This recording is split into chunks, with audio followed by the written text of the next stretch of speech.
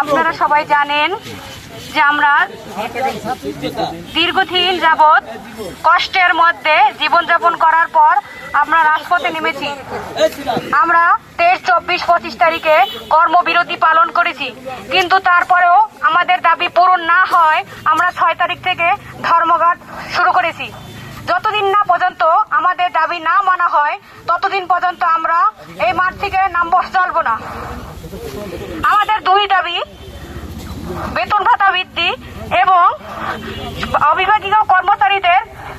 বিভাগীয় কর্মচারী হিসেবে স্বীকৃতি প্রদান করা হয়।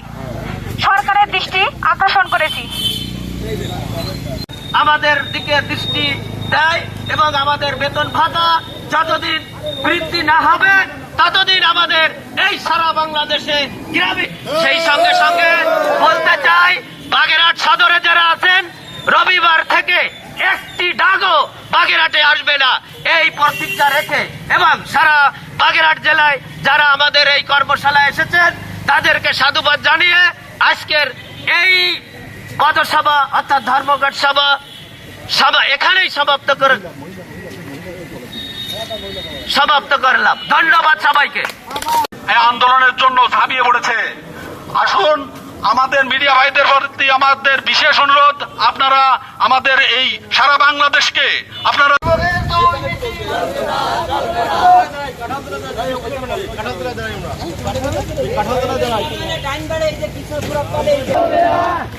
আমাদের দাবি মানতে হবে, চলবে না। আমাদের দাবি ন্যায্য দাবি আমাদের দাবি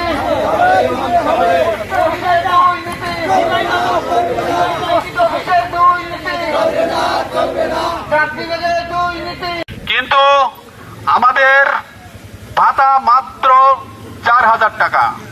বর্তমান দ্রব্য মূল্যের এই যে বাজারে এই 4,000 টাকা একটা চায়েরও পয়সা হয় না, আপনারা ভালোভাবেই জানেন। আমরা বিভিন্ন কেন্দ্রীয় কমিটি দিয়ে আমরা বেতন ভাতা বৃদ্ধির জন্য ঊর্ধ্বতন কর্তৃপক্ষ আমাদের আশ্বাস দিয়ে বারবার আমাদের সাথে প্রতারণা করেছে। শেষ পর্যন্ত আমরা বাধ্য হয়েই ধর্মঘটে অবতীর্ণ হয়েছি। আমরা দেশের সকল মানুষকে জানাতে চাই, দেশের সরকারকে জানাতে চাই, আমাদের ডাক বিভাগে যে নীতি আছে 2টা নীতি অবলম্বন করেছে।